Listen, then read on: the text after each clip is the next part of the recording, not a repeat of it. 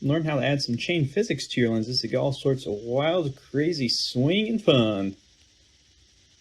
Okay, so the first thing we want to do is open up the chain physics template.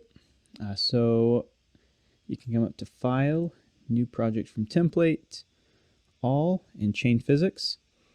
And if you're on the home screen of Lens Studio before you've opened up a project, over on the left there'll be a little place where you can click Templates, and you can scroll through or search for it. But either way, this project should open up.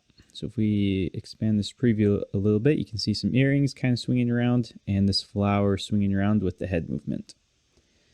And so that is the kind of behavior we want. So if we take a look in the scripts folder, there are 3 scripts here. There's a JS math library, a chain controller, and a position-based dynamics helpers. So we're going to export all of these because we want to be able to add chain physics to an existing project. Now we can always work off of this project. If we click on this leaf earring chain left, we can see we just have to add our set up our 3D objects, add this chain controller script, set all these values. We'll go over the specifics in just a minute. But if you already have an existing project, it's nice to be able to import the chain physics into that rather than always start with this template. So in our other project, we'll of course need to use this chain controller. That's what actually gives the chain physics. But there are also these helper scripts, the JS math library and position-based dynamics helpers. So we just need to export these. And we don't need to write them from scratch. So over here in the resources panel, select the script. If you right click, there's an export option. And then you can choose wherever you want to save it. And then you do have to give the file name. I just gave them the same names as the scripts. So just go ahead and export all of those scripts. And once you're done, now you can head over to whatever project you're working on. In this case, I'm going to be working from a new project. All right, so let's go ahead and import those scripts, and let's start getting our scene set up. Okay, so in the chain physics template, we saw that the JS math library and position-based dynamics helper, those are on an object called helper scripts. So let's start with that. So let's add a scene object. I'm going to rename to helper scripts. I want to move that up to the top. And let's add our script components. So we need the math library and the dynamics helpers. So we don't really care what exactly these are doing. We just need to know that they're doing some calculations to help the chain controller add all the motion. All right, so we have those added. Now for our chain controller, we need some sort of 3D object for it to control. So we can either set up multiple 3D objects, or if we have a single object, we need to make sure it is rigged. So in this example, I'm going to be rigging up a worm. So if I head over to my 3D software, I'm using Blender here. You can use whatever you wish. I have here a very simple worm model. That's about the extent of my modeling skills. And all I did was I just added a simple rig. So you'll notice here I have a few bones pointing up and a few pointing down. The reason for that is I'm going to have the user's face right around here near the top.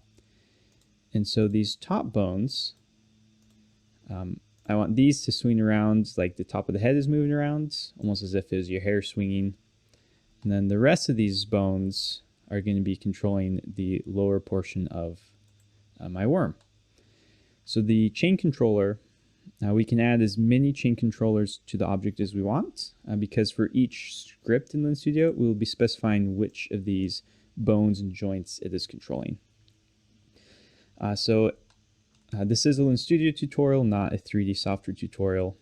So all I'm going to cover here is just make sure you have your model, you have some sort of rig, and that it's set up to control your model, and then export that and import it into Lens Studio. If you're getting stuck with any of the rigging or anything, there are lots of tutorials out there for all the different 3D software packages. So you can just type Blender, how to rig an object, or Cinema 4D, how to rig an object, whatever software you're using. So I'm going to come over here. I'm going to grab my model and texture. I'll import those. And I'm going to add it to my scene. So on a head binding, I'm going to delete the occluder because I'm going to replace the person with the worm eventually. And I'll just drag the worm into the scene. It's a little too big. So let's change that scaling. All right, that looks much better. And then just make sure you position it as you want. So whether you're just adding some accessories like earrings or whatever you want, same process, import it, attach it to something that'll move, like the head, and then make sure it's positioned. And let's set the material really quick so we can see it. And then we'll start doing what the tutorial is actually about. All right, so here is my fabulous worm. So let's get started with the chain physics. So we have our helper scripts here. So now all we need to do is add our chain controller script. So I'm just going to add it to this worm prefab. So inside of here we have the actual object and the rig with all the bones. So let's add a component, script, chain controller. And now in the logger, you might notice this message is printed out. It says, error, please select Vec3 and Quat options under the settings tab of a JS Math library script. So if we come to our helper scripts, our JS Math library, we have the settings section. We need to open that up. We need to turn on Vec3 and Quat. Quat is short for quaternion. It's how rotation is handled. And then Vec3 is a three-dimensional vector for like positions. So this math library is used by the chain controller. And so we're just kind of enabling those sorts of math operations for the script to use. So that's what that message was. We don't have that message anymore. We can refresh our lens just to double check. And now let's go ahead and start adding our joints. So I'm going to click on add value, and I'm going to start with the head of my worm. So I know that is this first chain here, so bone up to bone.003 end. So I just held down shift to select multiple. Now it always adds the last selected item to the top, so we just need to delete that and then research for it. Okay, so you can see something's going on. Not quite what we want, but we do have some motion. So let's play around with some of these settings. So the first thing I'm going to do is I'm going to change this force to 0.1 so we can see what's going on, and we'll come back to that in just a minute. So the first setting here is stiffness. So this is exactly what it sounds like. So if we decrease the stiffness, you can see we have a lot more kind of springing action. It takes a lot longer to settle down. If we increase the stiffness, we can see it's restricted a lot more in its motion. So if you want more of a loose motion, you can lower the stiffness. If you want it to be kept a little more tight, you can increase that stiffness. Next, we have the type of motion. We have rigid and we have elastic. So elastic is a lot bouncier. The Lens Studio documentation says that this allows for some space increases between the joints. So you can kind of think like a rubber band, it's stretchy. With rigid, it keeps those spaces consistent. You can still see there's some stretching. So I think with rigid, if it stretches, each joint stretches the same amount. And then I believe elastic, the further away you are from the base, so the lower down you go in values, I think it stretches a little more. but I'm not sure exactly what the behavior is. But if you want it kind of just be more springy, choose elastic. If you wanted to stay a little tighter, you can choose rigid. Now, iterations, according to Lin Studio, it kind of controls how quickly all the joints will return to their rest position. So the rest position will be whatever we see here in the 3D object. So in my worm, it's just this kind of like straight up and down. Now in practice, I don't see much impact at all from changing the iterations. Lin Studio does say the higher the iterations, the more calculations are running. So it's better to keep it lower. The only time I kind of see a difference is if the type is elastic. So we can see it bouncing around. We crank the iterations, you can see it's springing around less. So you can play around with iterations. If you want things to kind of return to the rest position faster, there are a few other ways we can do that without this performance load. And the time speed, speaking of getting things to return to rest faster, is probably what you're going to want to use. So this dictates how quickly the calculations are running, essentially. So if we bump this down to like 0.2, you can see that it all kind of slows down in its motion. If we go up to like 5, then it is stretching out here, but it is returning to its rest position a lot quicker. So it's kind of the speed of the simulation. A higher value means it will run faster. A lower value means it'll take longer to get there. So it's almost like increasing the stiffness in a sense, just by making sure that it returns to its base position. So with rigid, we won't get that kind of stretching that we had going on with the high time speed. So now you can see there's a little bit of wiggle. We're on rigid with a time speed of 5. If we go down to 3, it wiggles a little longer, but then it gets back to where it wants to be a lot quicker. Now, this force here is going to dictate in which direction our motion, not our motion, but kind of our joints are pulled. So we have our X, Y, and Z. So if we remember when I initially added the script, it was at -1. So that's a strong downward force.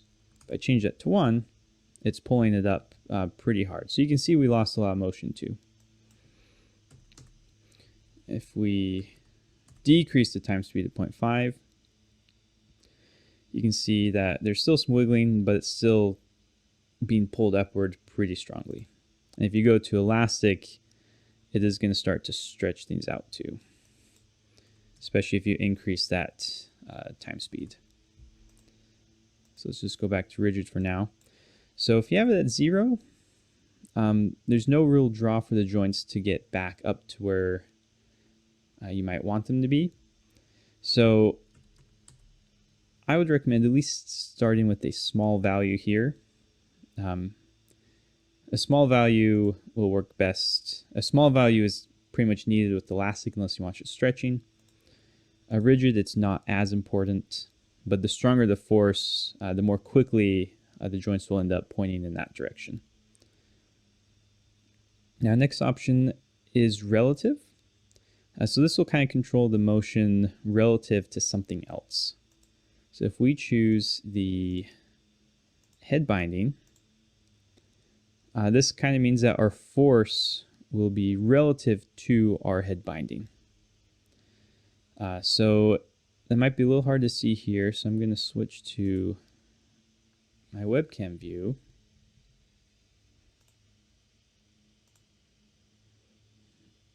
Or maybe not. Can't open webcam stream. Okay, that's fun. Let's try one of these different... Oh, here's an old preview of me. All right, so you can see I'm tilting my head, and let's increase this force so it ends up where it wants to a lot quicker. So is relative, you can see as I tilt my head, the worm is always pointing in the direction of my head. If I turn off is relative, it's always pointing in the direction up, straight up and down. So this Y force is straight up and down, it's vertical. If I change it to is relative, it's going to use the y-axis of this head binding. So if my head tilts, that force is going to be going in the direction of my head. So depending on your object and what you're trying to set up, you may or may want that. In my case, I don't want the is relative. I want that kind of that upward force there. But I don't want it too strong. Now the last option is add rotation. So now you can see the worm is kind of moving in and out of the screen. With this off, we get up and down and kind of left to right. But add rotation gives it kind of the full all-around motion. And I think that is what I want to use on mine. So I'm going to bump the time speed up a little bit. And let's stop looking at myself and let's just come over here. All right, so we have a little wiggle motion going on. Maybe we can take the stiffness down just a little bit. And that is that for the top part of our chain controller. So let's go ahead and do the same thing, but for the bottom of the worm. So if you want to keep all these same settings, you can actually copy and paste. And then we just need to choose some new joints. So we can grab the same 3D object, the same rig. We just want a different chain of bones. So if we hold shift and click, we can get all of those. Let's get our end bone selected.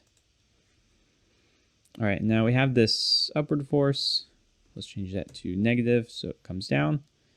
Now you can see our whole worm is wiggling as the user moves their head. Let's just come back to my preview for a second. So you can see that motion going on. So the top motion kind of originates from this portion, and then the bottom motion originates from there, but the other direction.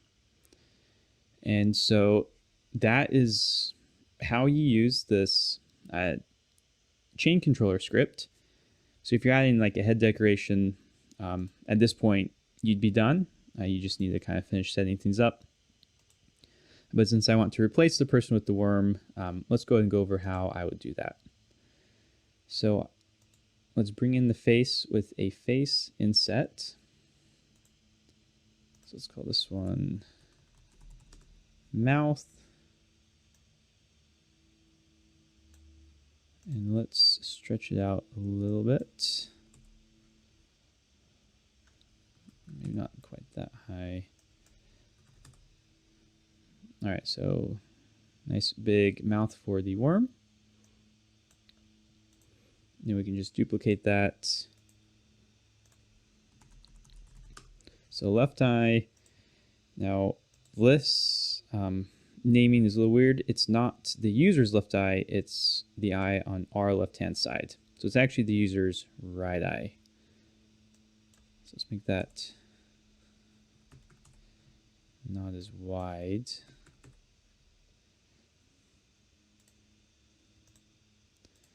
Duplicate, rename, the right eye. This is probably the most boring parts of the tutorial.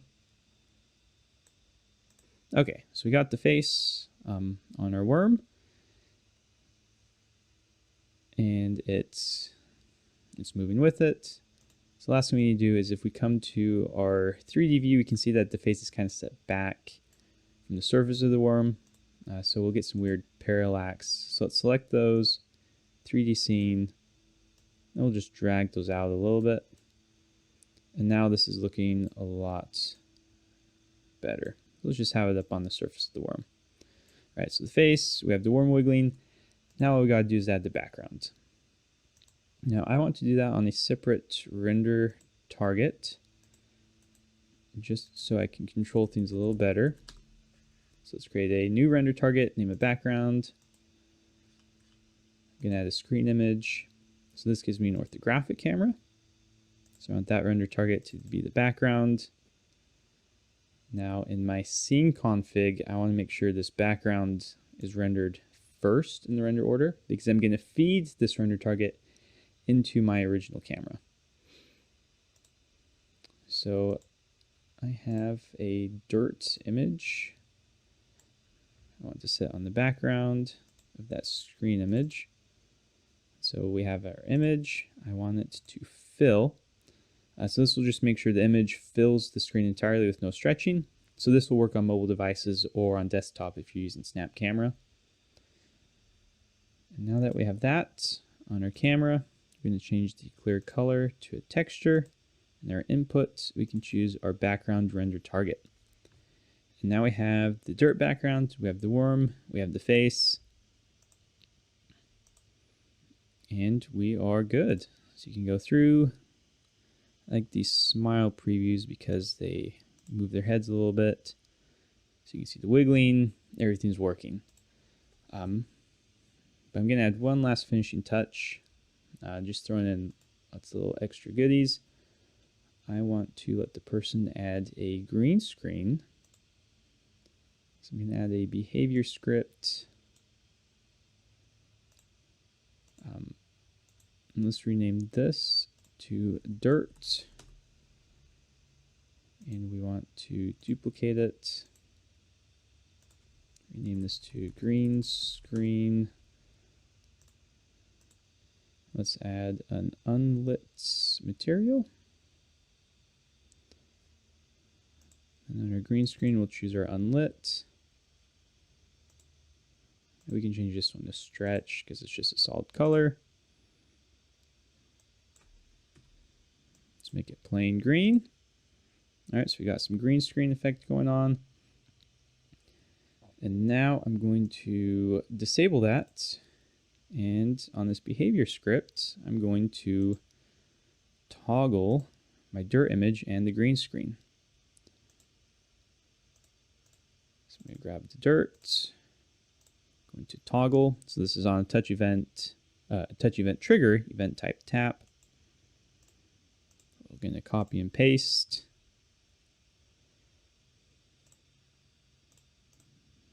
Select your green screen and we'll toggle. So we start with the dirt image on, the green screen off. So each time we tap, we'll toggle. So the dirt will flip off, green screen will flip on, and we can go back to it. So this way you have a nice background on your lens.